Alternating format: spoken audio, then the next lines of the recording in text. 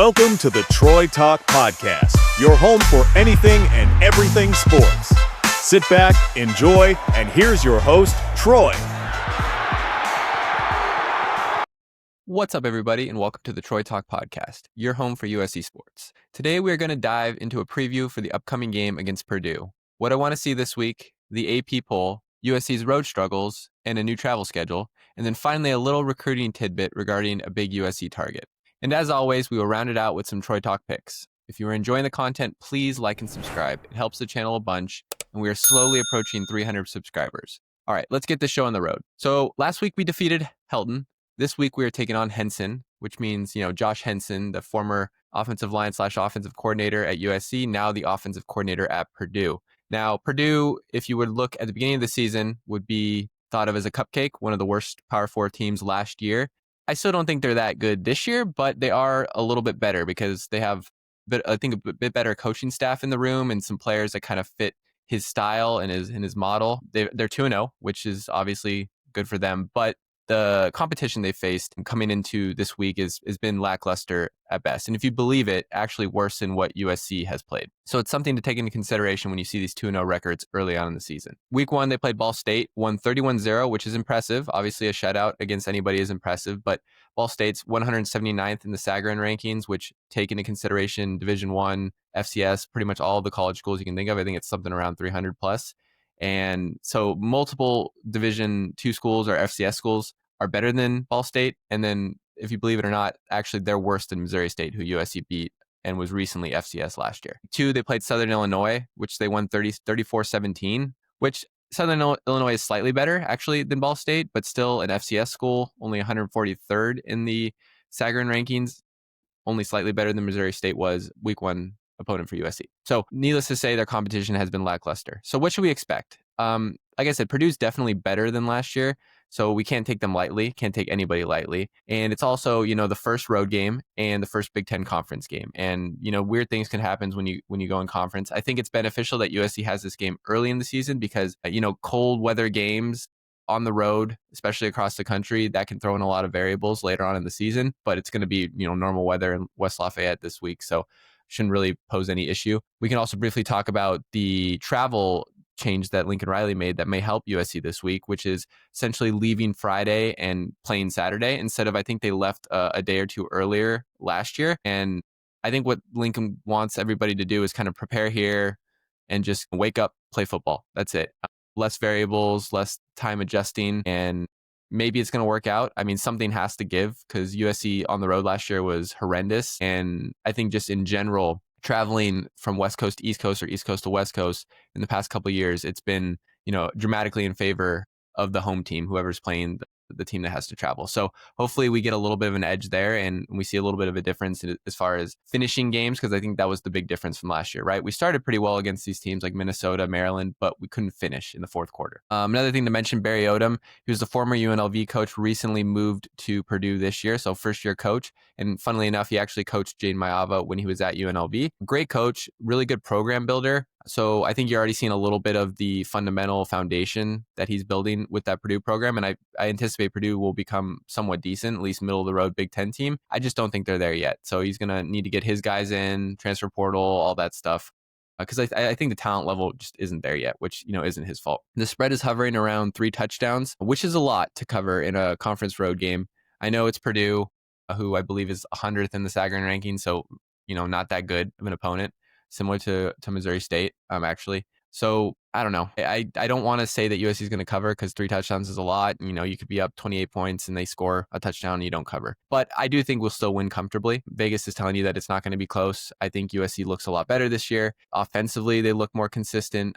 Defensively, which we'll talk about in a bit, they have to clean some things up. But I just think they're a better team than they were last year. I know people were saying, we lost to Maryland last year, so why is this going to be any different?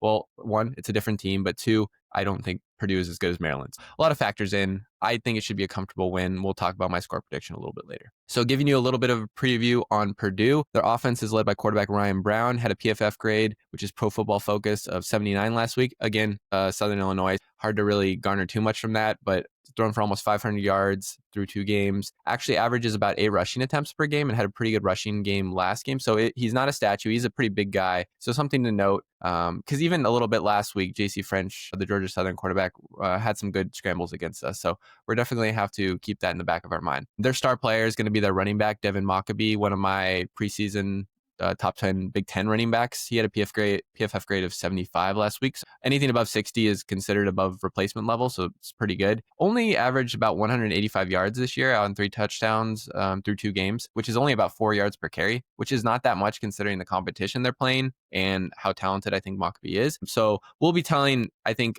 to see, is USC's defense kind of the Swiss cheese run defense that we were seeing a little bit last game? Is it because of stylistic scheme? Because we're facing better competition with a better running back. So are we going to focus more on that and close up the run gaps and kind of keep things a little bit more limited as far as the schemes of blitzing and just kind of keep everything in front of us, going kind of back to the way D'Anton Lynn coached last year? Or are we going to see more of the same and just hopefully we can out-talent them and figure out the run defense without compensating for pass rush? So it'll be interesting to see. Wide receiver room, they don't really have a true alpha receiver. They do have Ahmad Branch, who's a big play threat. I think he had like a 50-yard touchdown week 1. And then actually Michael Jackson III, if you recall, was a USC player, transferred to Georgia, and then is now reunited with his former offensive coordinator at Purdue. He's more of their slot possession receiver, hasn't had like anything crazy as far as stats this year, but is probably their number 2 receiver. They also have a player named Nitro Tuggle, who I think belongs on the all-name team. That is an awesome name. I mean, some good tight ends as well, as Purdue seems like they always have good tight ends, even though they lost their all-conference tight end to Ohio State this past year. As far as the defense, like I said, despite pitching a shutout in the first game, I still don't think they're very good. They do a decent job at getting to the quarterback, averaging 3.5 sacks per game. CJ Nunnally, I think, is their best pass rusher. He had 2 sacks last game, so someone to watch out for there. But our offensive line has done a pretty good job protecting Jaden Mayava so far. This will probably be the best defensive line, I just think, by definition, that USC's faced this year. But, they've done their job so far. It's almost 700 yards per game, total offense, and 60-plus points per game. So can't really ask too much more from them. Their leading tackler is actually one of the defensive backs, Taj Rael, who I briefly talked about. I think it was in one of the preseason videos. He was the guy on Memphis who gave away the plays to Texas San Antonio the week before the game, I think after he got kicked off the team or something. So now he's at Purdue, one of their leading tacklers. It's never a good thing when your leading tackler is a defensive back. So, the linebackers seem to be kind of mediocre at best, but we'll see. I don't think their secondary will be able to handle USC's passing offense, and I think that's where we'll see the majority of our yards come from, even though I know we want to kind of push running the football as much as possible. I just think you have to take advantage of a weak secondary when there is one. So maybe a little bit of running to open up the pass for the big plays, kind of like what you saw last week, but we'll see. Either way, I don't think USC's offense should have too much trouble. Let's see. Another thing to mention about their defense, they only let the running back from Southern Illinois last game have 1.1 yards per carry. So obviously the run defense is pretty good. And, Purdue's kind of known for trying to slow things down and keep it in front of you. So not shocking to see that that's the strength of their defense. But, I mean, they can't, focus on the run like that when they have, Jaden Mayava and Mekhi Lemon and Jacoby Lane, right? So I think there will be some openings to run the football. I just think that you may see the passing game be a little bit more successful this week. All right, so what I want to see out of this game, don't change the game plan at all. I know it's a step up in competition. I know it's on the road, but I don't want to see us change. Purdue's not a good football team. And, obviously famous last words going into a road game, and, USC has struggled in the past, but just being objective, Purdue is not a good football team. And we should dominate, and we should have the mindset and motivation to dominate, that we should expect to score 40, 50 points on this team because we're capable of doing that. Simple as that. I'd like to eliminate the blown coverages that I talked about last podcast that we saw in the first couple games. Bishop Fitzgerald was guilty of those, and just a little bit of miscommunication, whether that was rotation based, whether that was just a player making an error, whether, that's on D'Anton Lynn. What remains to be seen. If we continue to see those, then we need to start asking some questions. But I have a feeling Lynn's going to be right on that. Bishop Fitzgerald's a veteran player. He just needs to get a little bit used to the system, and I think you'll start seeing these blown coverages be few and far between. I'd like to see USC focus on shutting down Devin Mockabee, because I think that's what Purdue is going to focus on as far as their offensive game plan. they're going to try to run the ball a lot and then open up maybe the play action for the deeper passes for some explosive plays. I think USC's run defense has looked a little shaky in the first couple games, but I think they're fully capable, especially if we kind of have a game plan on who to focus on. Because in the first couple games, I'm sure D'Anton Lynn had a game plan, but there wasn't any players that you'd be like, wow, we have to watch out for this guy. So we finally have an actual, solid power 4 Big Ten player that we need to game plan for. I'd like to see USC continue to get pressure on the quarterback. We've been doing a really good job of that, especially with 4-man rushes. Anthony Lucas is being used in creative ways, but we need to get a lot of pressure with these 4-man fronts, especially in Big Ten play, because we need to be able to stack the box with linebackers or have our receiver or cornerbacks be on islands if we need to stack the box against good run teams. So this will be a good litmus test to see how USC does with that. Next, I wanted to talk about the AP poll. So once again, USC is unranked. I've seen a lot of stuff on Twitter and various social media where they're very upset about this. Obviously, we've blown out teams 40 plus, 50 plus the first 2 games, and it seems like we're actually dropping in the polls. And so what does this mean? I think, one, it means that AP polls don't matter, and the reason is because most of the people don't watch all of the games anyway. And 2, it doesn't matter in the long run, right? You win 10 games, you'll be in the playoffs or you'll be in the playoff picture at the end of the season anyway. So it's inconsequential. A lot of this is based off of preseason polls to begin with. So if you started off unranked or you started off ranked, that's going to factor in to where you currently are, which, whether you like it or not, that's just how it is. So create your own opinions. Think of how you want to think about it. Don't focus on the AP poll. We'll eventually get ranked if we keep winning, and we'll let the scores and our performance on the field kind of dictate that. I also think you use it as motivation, right? I mean, these are 20-year-old kids, 18, 22-year-old kids. They do better when people saying that they're not good enough, right? So use it as bulletin board material with Lincoln Riley. Anything you can do to motivate these guys to play better. I doubt they really need it, but it's not going to hurt, right? I mean, Nick Saban was famous for using bulletin board material. Okay, well, recruiting tidbit. Wanted to briefly talk about this, and I can actually implement this throughout the season if there is anything. It's going to be a little bit less this season because a lot of our stuff is already kind of situated with the way recruiting is nowadays, but this is actually a 2027 recruiting tidbit. In Houston, he's a 4-star quarterback out of Louisiana, had tons of momentum and steam that he was going to commit to USC over the offseason. He has a pretty big relationship with Eric Henderson because they're both from Louisiana, and I think he also has a relationship with Ethan Feaster, who is one of USC's big time recruiting or receiving recruits this upcoming season who reclassified from the 2027 class. So moral of the story is he's actually looking like he's going to commit to Oklahoma. He was long considered a USC lean. He just took an official visit to Oklahoma. As to why this is a drastic change, is it NIL? Is it he doesn't see a playing time at USC in the future? Doesn't really matter at this point. It just doesn't look like he's going to be in the recruiting class for 2027. And it doesn't look like USC is going to focus on him anymore. Just consider it like, okay, he's made his decision. Let's focus on other targets. So where does this leave USC? Obviously, we're in a pretty good situation as far as our future quarterbacks. Hassan Longstreet has looked good in limited snaps, and he's only a true freshman. We have Jonas Williams coming in next year, who has looked great in any particular environment, whether it be, Elite 11 in the offseason camps, whether it be his high school film. He's just looked very solid and has stayed loyal and committed to USC. So what are we going to do for the 2027 cycle? Because you'd like to have a quarterback a year, just because especially with how the transfer portal is now, and if people don't see a route to playing time, they're just going to transfer. Obviously, Ryder Lyons would be my dream and make the most sense as he's going on his mission, and would be kind of like perfect to come in that year, or at least in 2028 to play.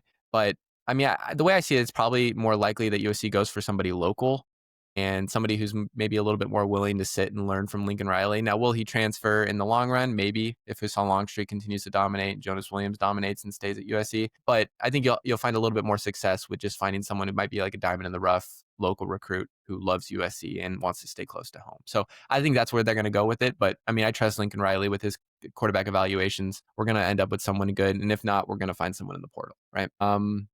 All right. So I think that's about it. We will briefly go over the Troy Talk picks. We are 8-5 on the season. So let's see. Last week, I think we were slightly in the positive at 3-2. So if we go positive every week, that'll be pretty good. First, we got Arizona money line over Kansas State. I believe this is a Thursday or Friday game. Kansas State is an absolute dumpster fire this year. Arizona has looked a lot better than anticipated, and I think they're going to want to capitalize on this momentum. So it's about, even money with that. So I'd like Arizona this week. I think it's at home too. Georgia at Tennessee is another one. It's got steamed all the way down to -3.5, which is pretty crazy. I think it started about a touchdown. It is at Tennessee, which gives me a little bit cause for hesitation. Also, Georgia hasn't looked as good, but I just think Georgia's just a much better team than Tennessee, and Tennessee struggled against Georgia in the past. So I lean on the side with Kirby Smart in that one. Old Dominion plus 7.5 at Virginia Tech. Old Dominion is one of those teams that just always plays up to their competition, and also Virginia Tech is an absolute dumpster fire of a program right now. They the last 2 weeks have looked awful. They were, I think, up against Vanderbilt last week, like 10 points at halftime, and ended up losing the game by 20. Their coach is on the hot seat. The program's in dismay. Just take advantage of a team that is, kind of on the outside looking in there. So Texas A&M plus 7 at Notre Dame. This got up to a touchdown, and I feel like I had to take it because I just think it's going to be a close game. Obviously, being at Notre Dame gives me a little bit of hesitation because they usually play pretty well at home. Texas A&M's looked fine this year. I think they're a talented team. Notre Dame probably isn't as good as last year, even though I thought they would be even better if you asked me in the preseason. But just with their quarterback not being as dynamic and their offensive line and defensive line not being as good as they usually are, I like Texas A&M on anything a touchdown or over. And then lastly, Minnesota at Cal. I'm probably going to regret this because Cal's making me look silly with my preseason prediction that they would, be under their win total. But I like Minnesota. I think that they're obviously well coached with PJ Fleck, and they're going to lean on the run game. Cal's freshman quarterback hasn't seen a defense like this. Minnesota is one of the better defenses in the nation. So I think you might see a little bit of those freshman struggles, even though he's being hyped up to be, the next future star in the Power 4 quarterback situation. So I like Minnesota at -2. I think it's about -1.5. So probably lost a little bit of line value there, but I just go with the team that I think is going to win under a field goal, and we'll go with that. So those are my picks. As always, please leave your comments down below. Let me know what you think about the podcast. If there's anything you disagree with or agree with, would love to talk with you guys down there. If you need a sticker, email me. Please tell your friends about the podcast. We're almost at 300 subscribers, which is super cool. It feels like just a month or two ago, we were getting really excited about reaching 100 subscribers. So thank you again for all the continued support.